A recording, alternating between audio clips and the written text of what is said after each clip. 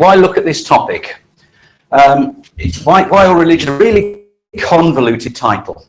But why take it? Because it's what was given to me by another ecclesia, and they said, please could I talk on this subject? But it really made me think, because instead of looking at the subject, and there's a leaflet at the back that says one, it says why do all religions don't say the same thing? So it made me sit and think and actually take a global view. Why have we got all these religions? Why are we here? Am I in the right place? I went to 5 different churches before I part the Christadelphians. Am I still at the right place? Is there somewhere else? That it says in Corinthians, it says we will see through the glasses through yet darkly. And all of us have our own preconceptions at the start, which we take into what we're looking at. I've tried very much to take this as a purely analytical approach and looking at all religions. Let's look at them. Let's find the trends. Let's find the commonalities. Let's find out what's going on with those religions and get to some conclusions together about why do all religions not say the same thing? Why is there so much difference? Is it important? For example, I was trolling around and I found out there was a website called Religious Tolerance, and it sort of sums the situation up to a certain extent. What is our eventual condition after we die? Do we eventually land up in heaven, hell, purgatory? Are we sent to one of those locations immediately? Do we simply disappear and cease to exist in any form? Do we sleep for a long time after death before waking up for final judgment? Are we reincarnated into new bodies, either as animals or humans, for another lifetime on earth? Within Judaism and Christianity, different traditions, faith groups, writers over the past 1,000 years have proposed a variety of scenarios covering above options and more. All have based their beliefs and interpretations on the Bible, generally speaking. Roman Catholic Church based its belief on heaven, purgatory and hell on some main biblical passages in Hebrew and Christian scriptures and the 14 books of the Apocrypha, supplemented by church wisdom and teaching down through the centuries. It then moves down through liberal Christians, humans, atheists, agnostics, and it just finishes by saying, most followers of other religions also follow their teachings of their faith tradition. This satisfies the main requirement that many people of their religion, to give them a sense of security in the face of an uncertain and frightening world and the inevitability of their personal death. That's a statement without hope. Basically, it's saying people are looking where there is no hope. And I believe it's important to have a hope. So I want to try and find the faith that gives a hope, that gives me some personal satisfaction. And that's what I'm sharing tonight. It's purely my own thoughts. It's purely what I've been going through. Inevitably, I've done a lot of looking, and it's going to be summarized down to conclusions, which I'll gladly show you the materials afterwards. So, enough of the long introduction. We're going to go through this in 3 parts. Part 1 is, because I'm conscious a few of you weren't here the first time, is a bit of a recap, quite a long recap on the first talk. Then we'll go into the body of the second talk, and then we'll have a conclusion. The reason why it was just so big. So the first talk, we looked at origins, and we looked at origins of where did all this religion come from. And tonight, the second part of it will then look at the endings, and it will look in particular at what about afterlife, what about looking at the end of all things, Armageddon, whatever it's called. What do different people believe about that? And then I sat back and looked and said, well, what does that end up with criteria? Does it group? Does it come together? What are the conclusions? And I've ended up with 3 or 4 different questions that if you answer those, between this and this, it actually separates all religions into these areas. So that's the theme that we're going to go through tonight. Yeah, it is warm. I'm basting already, so I'm going to be drinking a lot of this as we go. So, this was the rough theme that I was looking to take the last time, which was going through major religions, the origins, the view of a creator. I had to take out view of the future, commonality, differences. We then looked at the Babel Pangaea, it's called, in Yahweh's message, was the thing we did the last time. So let's skim through what we did last time again. This comes from the Lion Handbook. Is there any chance we could kill these 2 lights? Because that would make me a bit cooler. Thank you.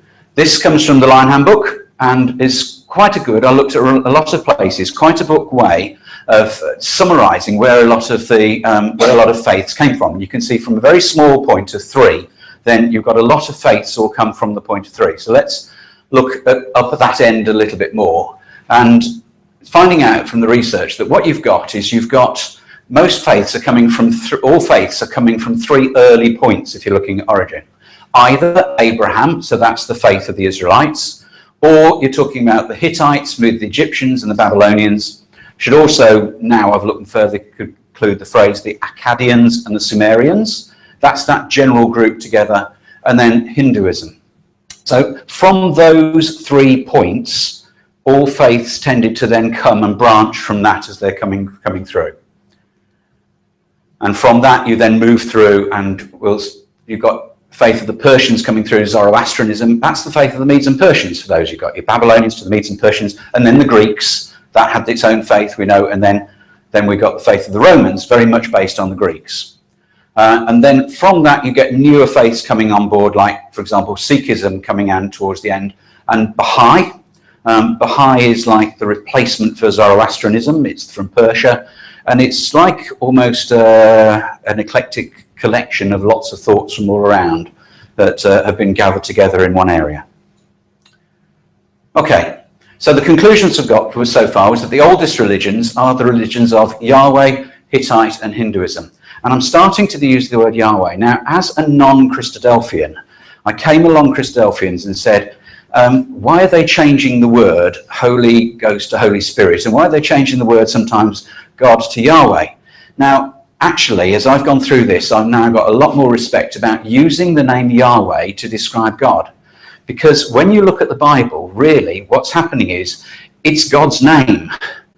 It's God saying to say, I am the God of the Bible, this is my name, and there are all these other gods over here. Because the gods of the Hittites, the gods of the Akkadians, the gods of the Sumerians, the gods of the Kenizzites, Perizzites, that was in verse 19, which we didn't read, the introductory reading. All of those, they came from what's called polytheism. Basically, they decided to have lots and lots and lots of gods. We'll cover that in a little bit more in a moment. But basically, you look at the Old Testament, and it's the battle between the God of one, monotheism, God, against polytheism, people having many gods that they select. And Hinduism is also polytheism.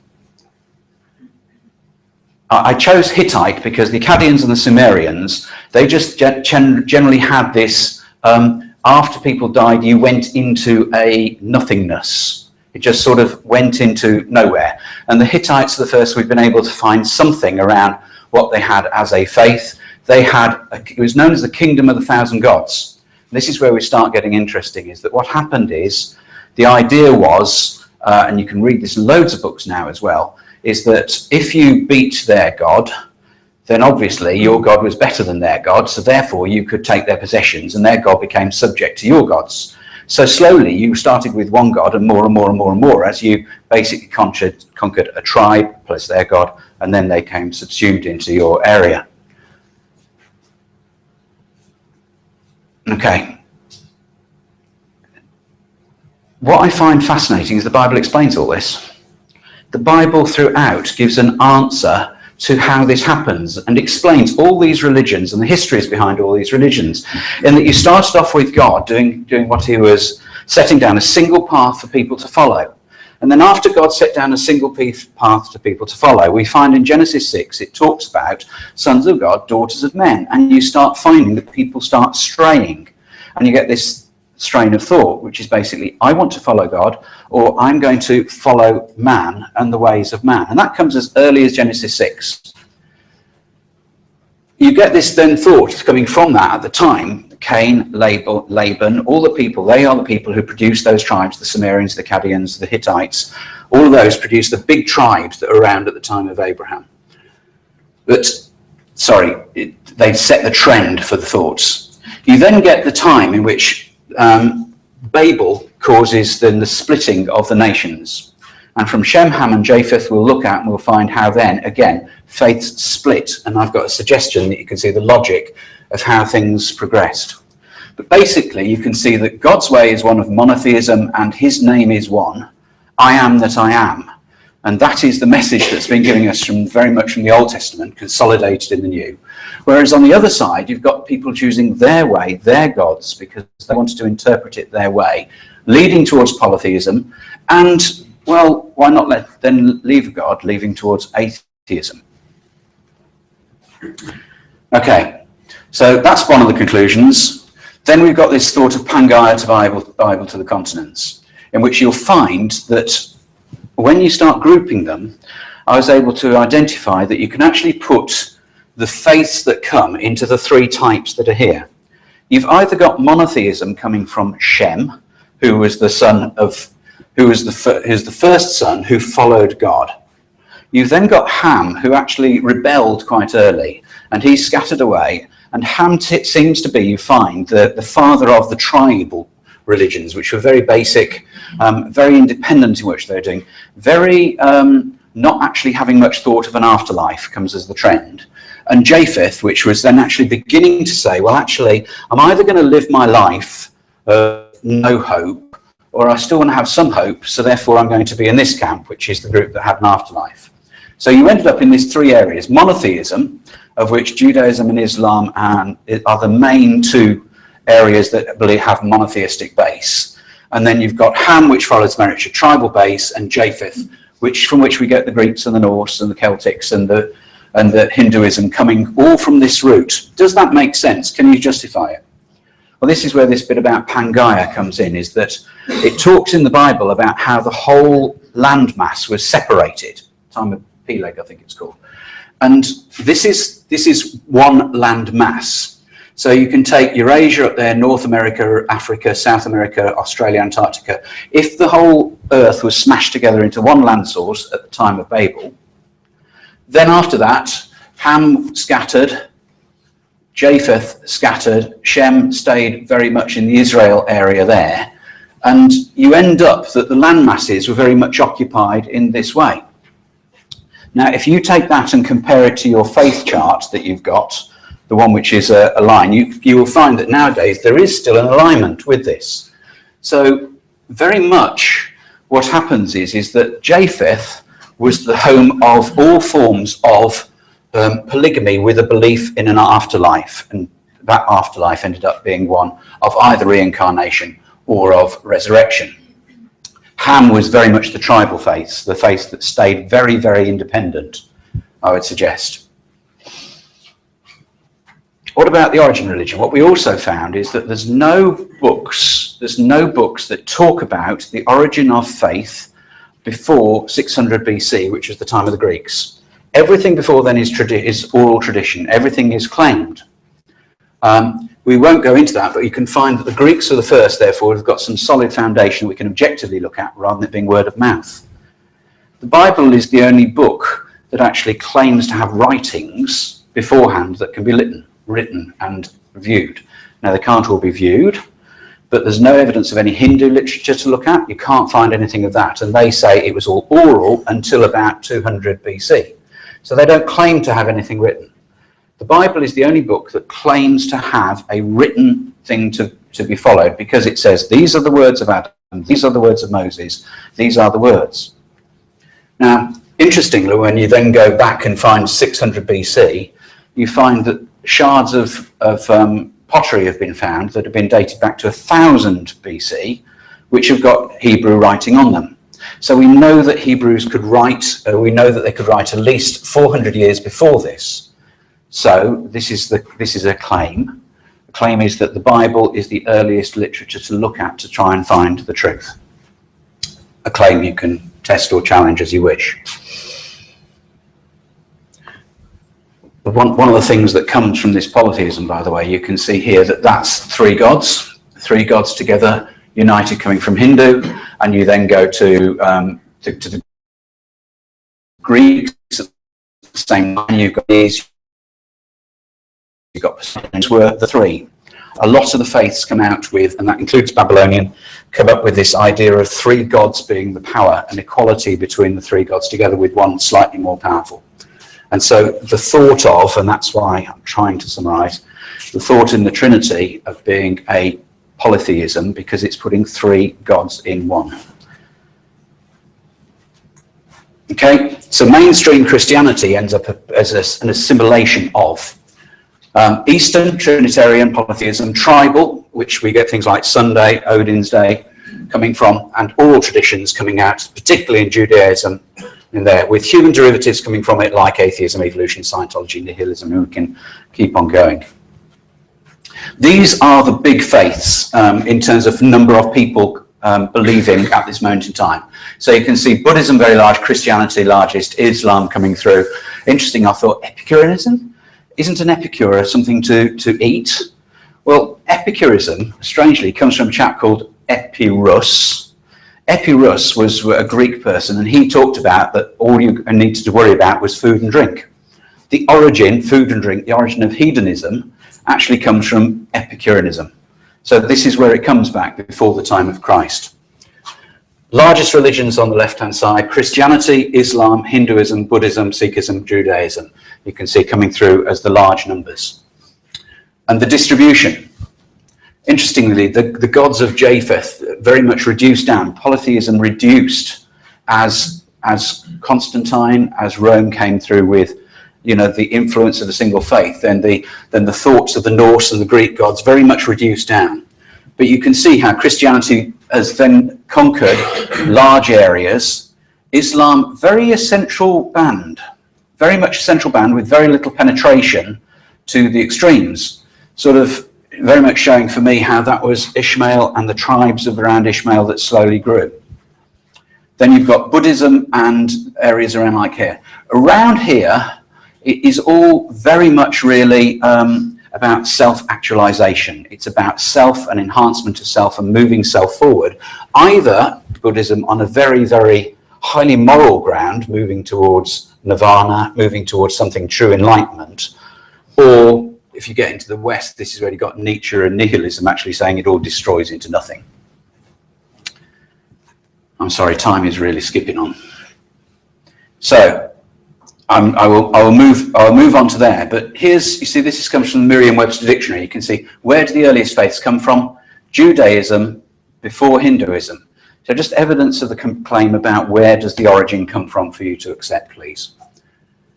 Right, let's do a quick grouping so we can try and spend the rest of the evening on faiths that you know and are interested in. What we've got is we've got 4 groups in which I decided is that you can split things into monotheistic, polytheistic, heaven-going, polytheistic, reincarnation, and atheistic type faiths. So let's give you a break and get your brains working for a minute. Shout out faiths that you know, and we'll put them. If you can tell me which one you think it goes on as well, that's good. If not, we'll have a debate. I'm waiting. Sorry, Islam top right. Thank you.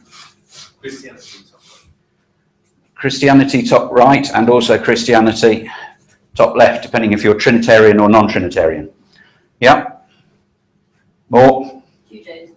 Judaism top right, thank you. Sikhism, what do you think?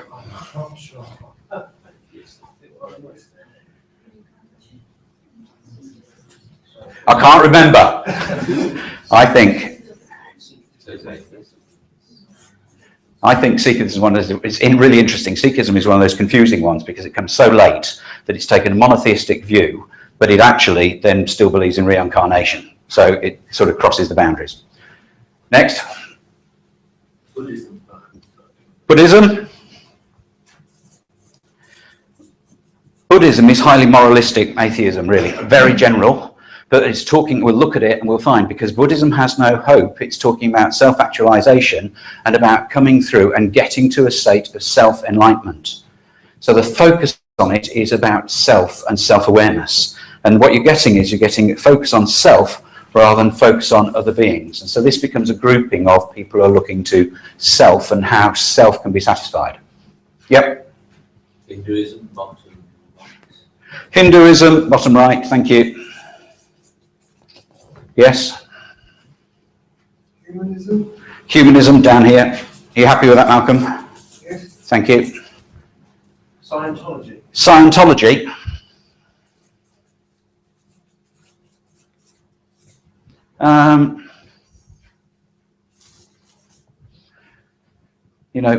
They believe in, they debate themselves about the belief in an intelligent design coming through. So could actually stray into that area. Anywhere else?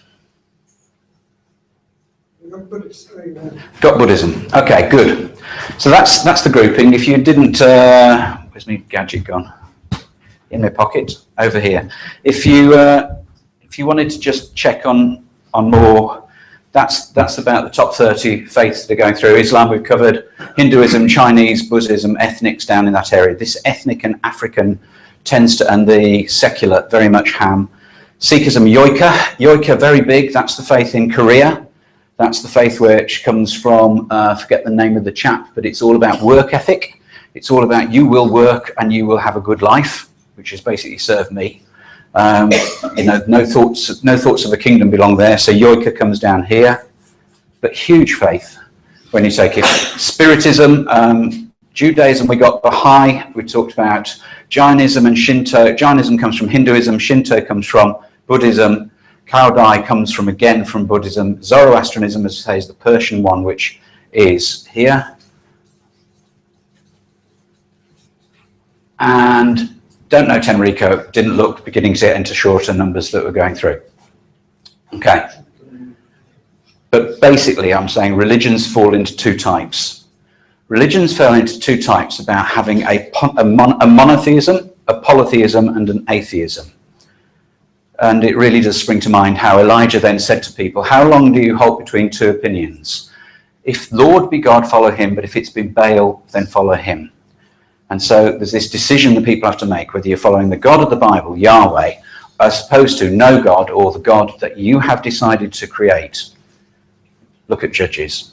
So really, the decisions about many religions, when we look at origins, is they come into two camps. Is that it's the polytheism comes from the decide to create your own God to give self-justification, and the God of the Bible is the two conflicts that we came out when we looked at the origins.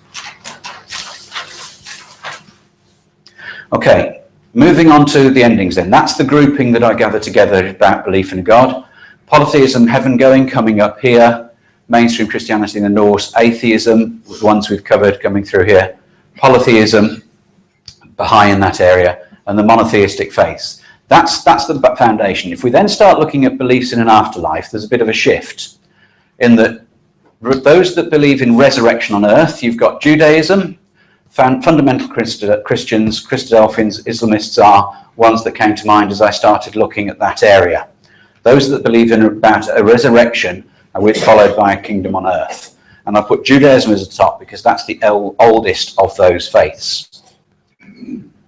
You've then also got those that believe resurrection to heaven, of which you've got Egyptian, Greek, Hittite, Norse, Trinitarian Christianity. And I put Greek as the foundation to give you a marker, because they were ones that they've got the most literature around it. Egyptians are, they're a little bit more closer to the Hittites, a bit vague in terms of where you end up when you go over the waters to their kingdom, their kingdom of heaven. Reincarnation, Hinduism is by far the strongest in that area, and self-actualization, in which I've put the Sumerians and the Akkadians, they had no real thoughts, it was just being against God. Humanism, Yoika, Buddhism, and Baha'i, who follow the New Persian, they're actually millennialists. Okay, when you then look at resurrection to heaven, interestingly, that Islamists have taken a slip over to this side, because Islam actually says that what happens is that people will go to heaven, and there will be 1,000 years, in which 1,000 years will be 1,000 years of chaos, and then Christ will come at the end of 1,000 years, not at the start. And this, though, to me, this is where I'm trying to get the trend. This follows the lines that we picked up before about how people followed the thoughts of Shem, Ham, and Japheth. Is that you've got resurrection on earth is very much the faith of Judaism, very much that faith coming from Shem and following the line of Shem down. Self-actualization was very much the rebellion, came from Cain, and that went with the nut flood, and Ham, who basically set up its I will believe my own thing and not bothered about a God. And Japheth is the one that set up in I need to have this belief in some form of an afterlife. That's my opinion from the research I've done. So what about the afterlife? It's not just me. This book, Religions of the Ancient World, very much says that the two conflicts went on in the times of the Old Testament between the Jews, which was all about the resurrection of the body, and the Greek, which is all about the immortality of the soul. And that was a big conflict going on in the Old Testament. And here's the piece that I got to about the Hittites here, how the kings overcame gods on death and how they just stayed in this state of God was a God on earth. No heaven going for the Akkadians, Sumerians and the Hittites, the very early faiths. Let's move on then, and this was the slide that I wasn't sure you could read. I was trying to get you to come closer, but you still rebelled. Let's take it and just go through what people believe in the afterlife. And if we take the Hindu faith, I'll read it out because you won't be able to, you probably can't read it at the back. Hinduism believes in the rebirth and reincarnation of souls. The souls are immortal and imperishable. So this is part of the reason, the origin of this thought of the immortality of the soul comes from Hinduism at the left hand, at the side, and not the side of the Bible. A soul is part of Japheth, a limited being. So it's limited, it's constrained. It's subject to the impurities of an attachment delusion and the laws of karma.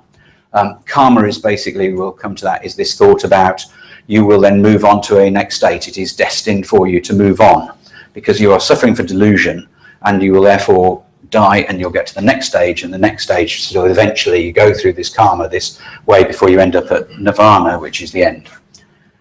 We'll summarize that again. Death is therefore not a great calamity, not an end at all, but a natural process in the existence of a jiva being as a separate entity, a resting period during which it recuperates, reassembles, adjusts, returns again to the earth, continue its journey.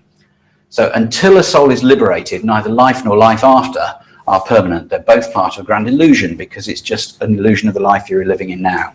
You either progress to a higher being or you go back to an animal, a lower being, and then work through the cycle. I've got many friends who are Hindus. Death is a temporary cessation of physical activity, a necessary means of recycling the resources and energy, opportunity for that part, the jiva, to re-energize itself and to review its programs and policies and plan for the next phase. We'll skip a couple. When a person dies, his soul, along with some residual consciousness, leaves the body through an opening in the head, goes to another world and returns again after spending some time there. What happens after the soul leaves the body and before it reincarnates again is a great mystery about which we can form an idea after studying the scriptures. So no ideas in Hinduism about what goes beyond the afterlife. It's very vague, not too much concern. It's all just about self-actualization going forward, and then it just becomes a great mystery. The reason I think it's worth doing this tonight is because we've got to talk to people about this. And therefore, whether you're doing this from an analytical point of view or you're looking at it from a faith point of view, the more you understand about who you're trying to talk to, at least we can find common ground. Nirvana. Nirvana is the end. It literally means blown out like a candle, and it's most commonly associated with Buddhism. It actually refers to this imperturbable, I can't pronounce it, this staleness of mind after the fires of desire, aversion and delusion have finally been extinguished. So it's the moving of yourself through to great degrees of self-awareness, including the thought, the importance of afterlife, and then it moves forward until you reach this great stillness. And when you reach that great stillness, then all is peace. That's why there's this great thought of meditation enabling you to lift and to be able to be in a state of stillness, a state of calmness. So it is the breaking out of this cycle of birth, life and re-death. Nirvana is the ultimate in polytheistic thinking for Hindu and also Buddhism. And you can see from that how Buddhism came from Hinduism. Sikhism came from Hinduism. They've taken it and they've adapted it. And for me, I want to go to the place to find the original God, the original message. This is too tight for you, I'm sorry, but this is what Islam says, and this is an Why Islam website. And there's a quote here from the Quran. To the righteous soul will be said, O thou soul, in complete rest and satisfaction, come look to your Lord, well please yourself and well pleasing unto him. Enter you then among my devotees, and enter you my heaven. In Islam, an individual's life after death and the hereafter is very clearly shaped by their present life. Life after death begins with the resurrection of man, after which, and I can't read this myself anymore, but what the theme it's getting to is very much saying that how you live your life now influences you into the hereafter. Don't worry about the hereafter. Live life now. Don't worry about fatalism, because how you live your life now, you will then be rewarded afterwards.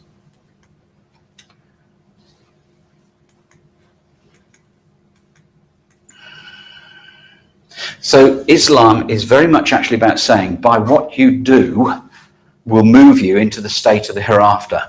And that's why I started thinking again, and you find these categories then end up saying that this area here, I need to move Islam over, are saying faith actually will get you to the next stage, the stage of a kingdom, where all of the others are actually based on works. All of the other faiths are actually saying you have to do, you have to achieve, you have to self-actualize, you have to.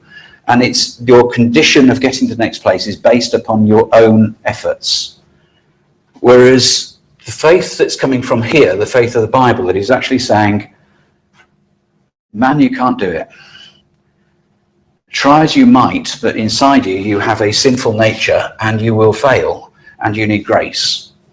And that, therefore, for me, becomes one of the great big things between faiths, is are you actually really, really accepting grace? Because grace is the free gift from God.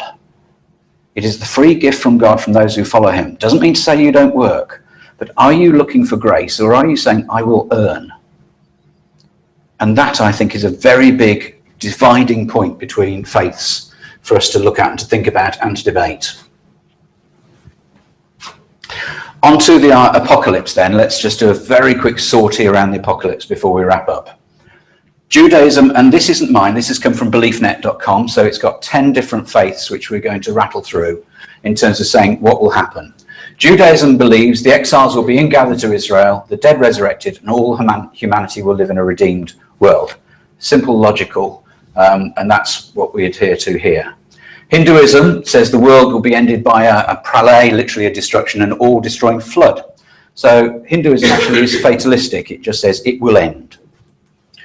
Hopi, going to America, it's just they believe the land will be covered with snakes, stone rivers, giant serpents, where the seas will turn black, huge blue star will crash into earth. So that's an example of the ham I keep talking about. Okay, that's not typical. You'll find more like it, but it's very much just it will end. We don't know how. Christianity, according to certain Protestant denominations, the end will begin with the righteous being raptured, directly lifted out of their clothes, jobs, cars, etc. to heaven. There they will watch everyone left behind and undergo 1,000 years of tribulation, the reign of Antichrist, and eventually the return of Jesus for the ultimate battle. Fascinating, because that's exactly what Islam believes as well. Fascinating that those two things have come from the same point, which for me means it's come from somewhere where Constantine, back to that point, Constantinople, where there was that influence going both ways, the influence to the west, the influence to the east, the influence of Japheth spreading across the west and the east. Islam actually believes the end of the end of the end is a grand judgment for all, during which believers are distinguished from infidels by producing more sweat, but eventually given a sweet drink that abolishes thirst eternally. Oh, that was sarcasm. I should have taken that out.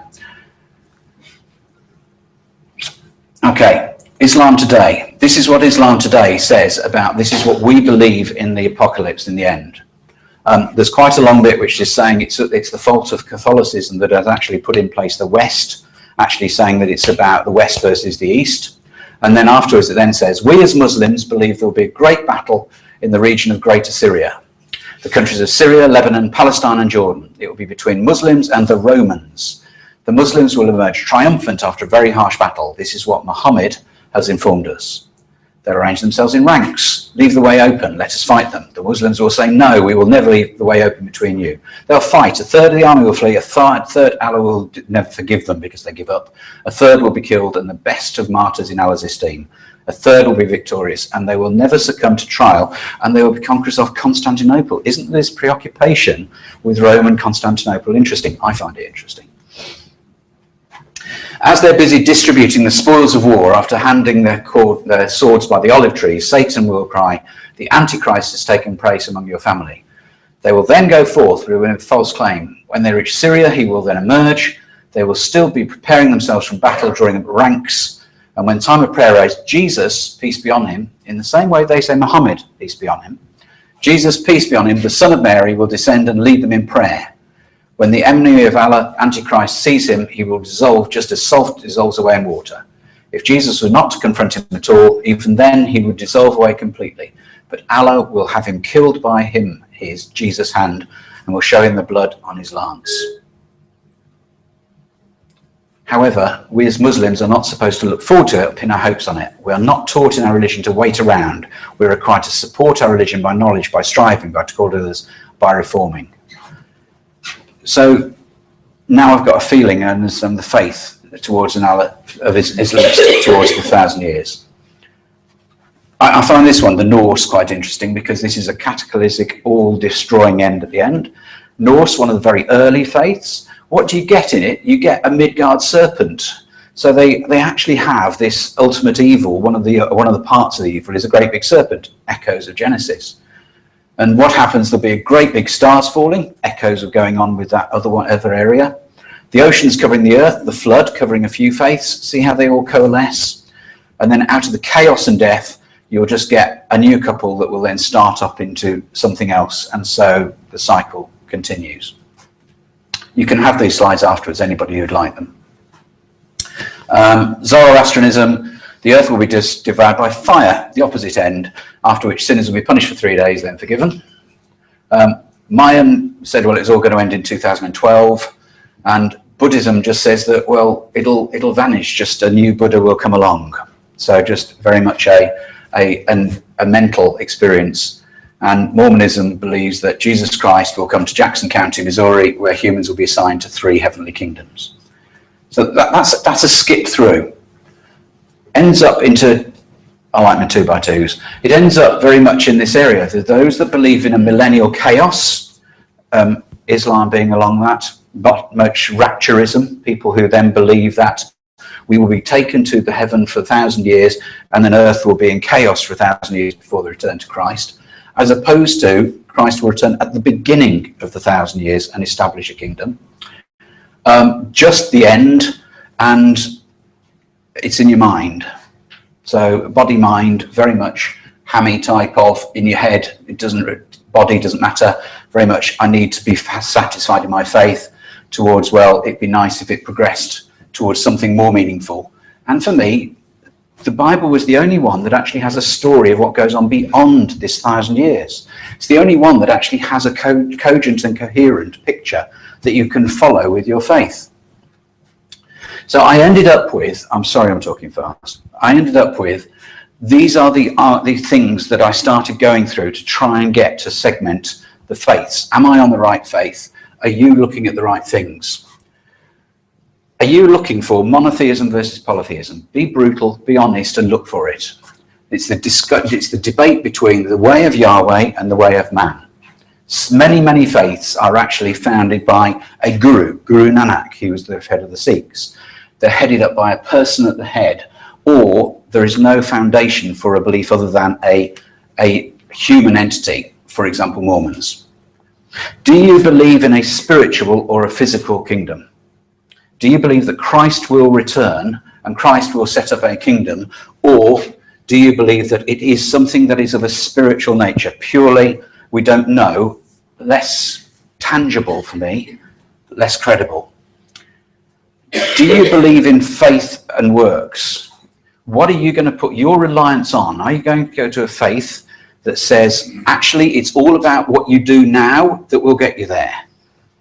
Don't worry, so long as you do it now, it doesn't, you can kill yourself so long as you do it now with the right reasons. Or are you going to say, actually, I'm not in control? Who is my master? Who is my king? It's a huge battle in your mind between being a servant and actually saying, I want independence. Big question.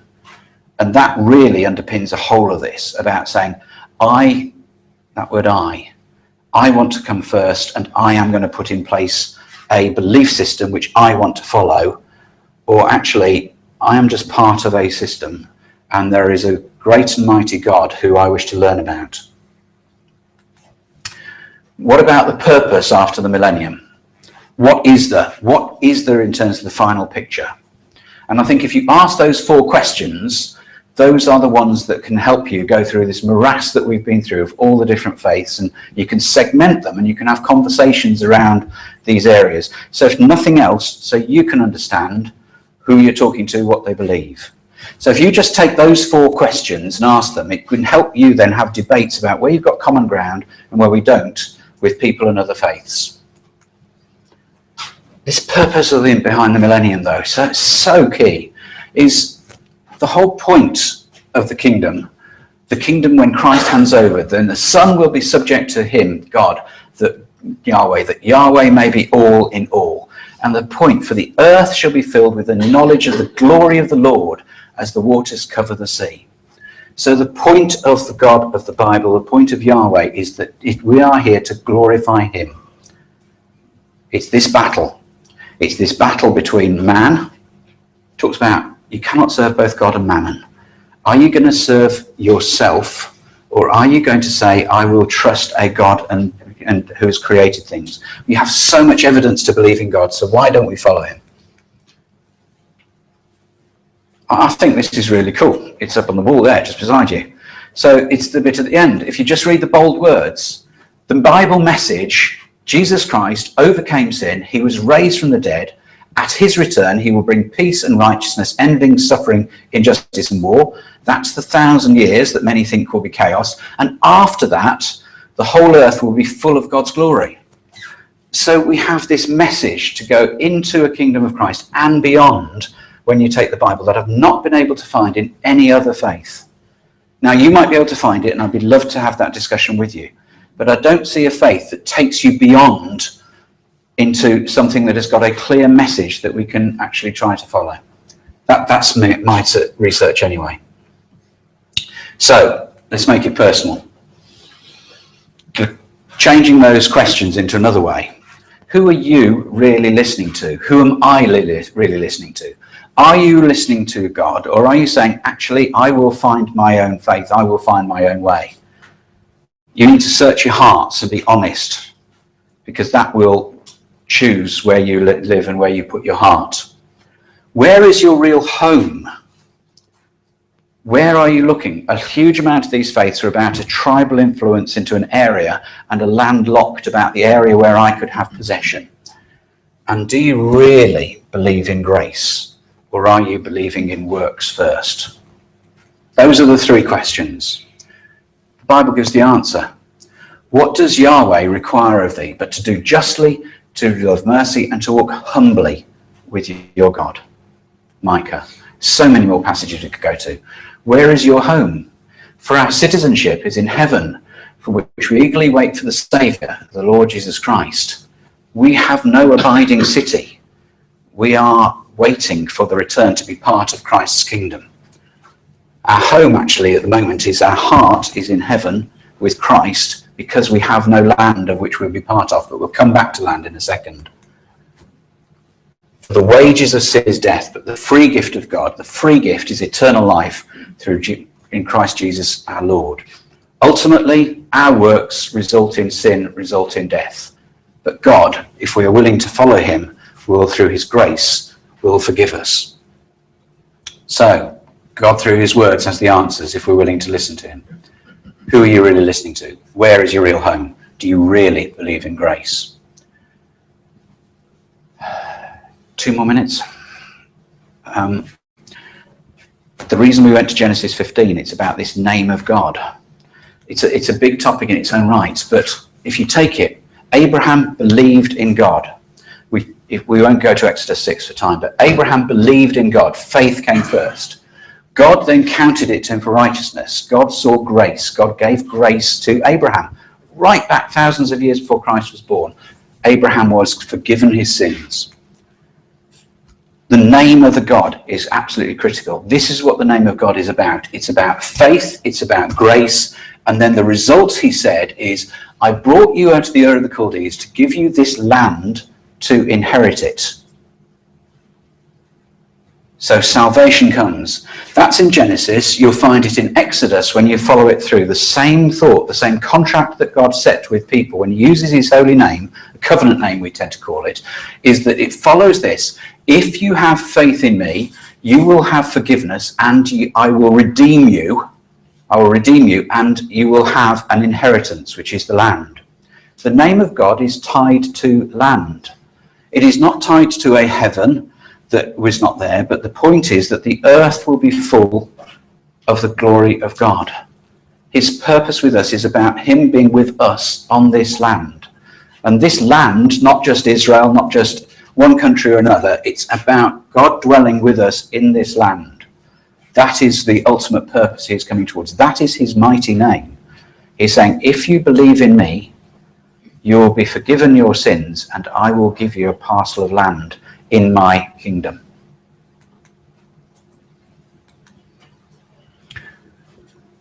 Jamie referred to this morning, and it was so appropriate when I was thinking, is that this is where people are at. People have got to search their hearts and actually, are you in this camp? Hearing you will hear and not understand. Are we filtering? Right back where I said at the start, are you filtering those messages in terms of you're hearing what you want to hear? You're seeing what you want to see, because our hearts and minds have gone dull. And that's the challenge we all need to make about where are we putting our thoughts? Because the ears are hard of hearing, the eyes they've closed, lest they should see with their eyes and hear with their ears, lest they should understand with their hearts and I should heal them. God is desperately waiting for us to listen to him and put him first. And if we listen to him, he has a promise that we will be redeemed and we will dwell in the land with him for his glory.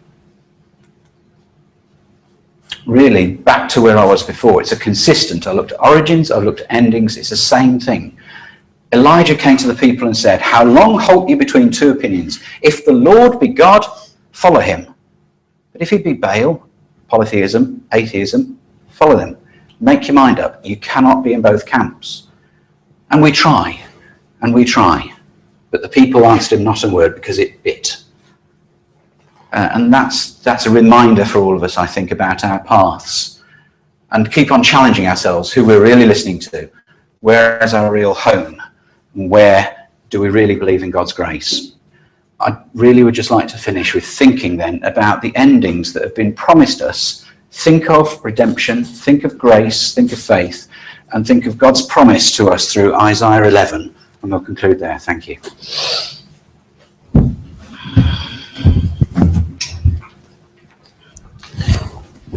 Reading then from Isaiah 11, verses 1 to 9. There shall come forth a rod from the stem of Jesse, and a branch shall grow out of his roots. The Spirit of the Lord shall rest upon him, the Spirit of wisdom and understanding, the Spirit of counsel and might, the Spirit of knowledge and of the fear of the Lord. His delight is in the fear of the Lord, and he shall not judge by the sight of his eyes, nor decide by the hearing of his ears, but with righteousness he shall judge the poor, and decide with equity for the meek of the earth. He shall strike the earth with the rod of his mouth, and with the breath of his lips he shall slay the wicked. Righteousness shall be the belt of his loins, and faithfulness the belt of his waist. The wolf shall dwell with the lamb, and the leopard shall lie down with the young goat, the calf and the young lion and the fatling together, and a little child shall lead them. The cow and the bear shall graze, their young ones shall lie down together, and the lion shall eat straw like the ox. The nursing child shall play by the cobra's hole, and the weaning child shall put his hand into the viper's den. They shall not hurt nor destroy in all my holy mountain, for the earth shall be full of the knowledge of the Lord, as the waters cover the sea.